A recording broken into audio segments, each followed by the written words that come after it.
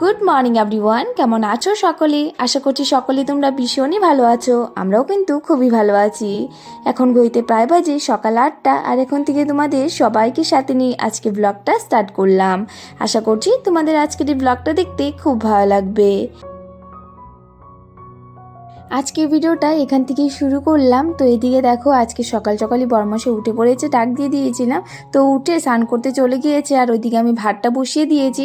আর ভাতটা বসিয়ে দিয়ে আমি তাহলে ভাবলাম যে বিছানাটাও ঠিক করে নিই, কারণ মাম্মাম না ঘুম থেকে উঠে আবার সেই দোলনায় ঘুমিয়ে রয়েছে। তো মাম্মার ঘুম একদম 7টার দিকেই ভেঙে গিয়েছিল। তো ঘুম থেকে উঠে একটু কান্নাকাটি করলো, তারপর বলছে দোলনায় শোবো।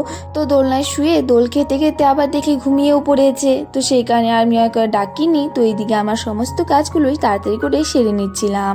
আর ওইদিকে আমি স্নান করে এসেছি। আর আজকে তো মাই পুজোটা দিয়ে নিয়েছে, কারণ মা চলে এসেছে কালকে।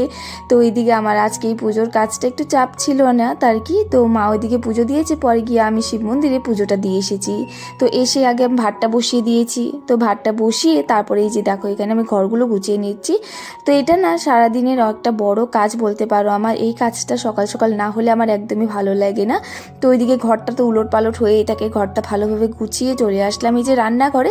এদিকে ভাতটাও হয়ে গেছিলো, তো ভাতটা নামিয়ে নিয়ে এদিকে মার জন্য আর কি একটু চা করে নিলাম। আর ওইদিকে মার চাটা নামিয়ে আমি আবার বাবার জন্য ওটস বসিয়ে দিলাম, কারণ বাবার আজকে একটু তাড়া আছে। বাবা যাবে গ্যাস অফিসে, তো সেই কারণে ভাবলাম তাড়াতাড়ি করে আগে ওটসটা বানিয়ে দিই। 9টা সাড়ে 9টার মধ্যে ভেবেছে যাবে।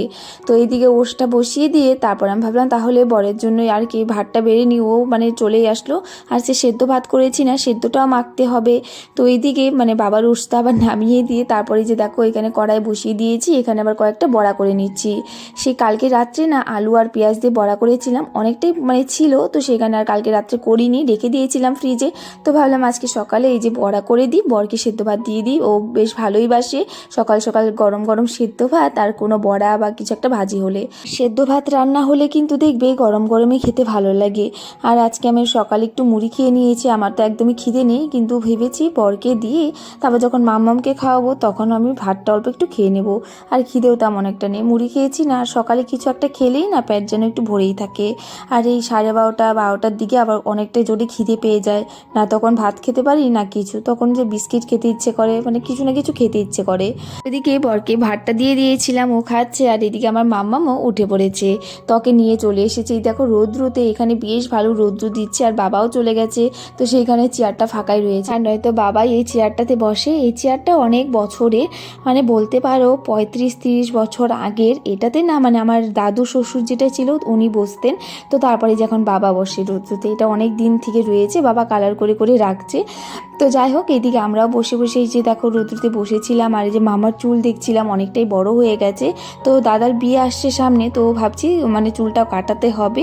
তো সেই আর কি ভাবছিলাম। আর আজকে তো বৃহস্পতিবার, তো আজকে কাটানো হবে না। তো দেখি কাল পরশুতে নিয়ে যাবো ওকে চুল কাটানোর জন্য।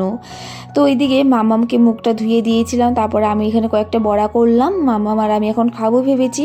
আর এদিকে দেখো মাম্মাম যে চান্স পেয়েছে, আর এদিকে মা এখানে চাউল ঝাড়ছে। তো চান্স পেয়েছে না, একটু বসেই পড়লো ডাঙ্গার সাথে। তো এদিকে আমি ওকে ডাকাডাকি করছিলাম, চলো ভাত খেয়ে নাও, তো শুনছিলই না। তো যাই হোক, ওকে তারপর ভাতটা খাইয়ে দিয়েছি। আর এদিকে দেখো বাবাও বাজারে গিয়েছিল আবার, মানে গ্যাস অফিস থেকে এসে। তো এদিকে বাবা মাছ এনেছিল।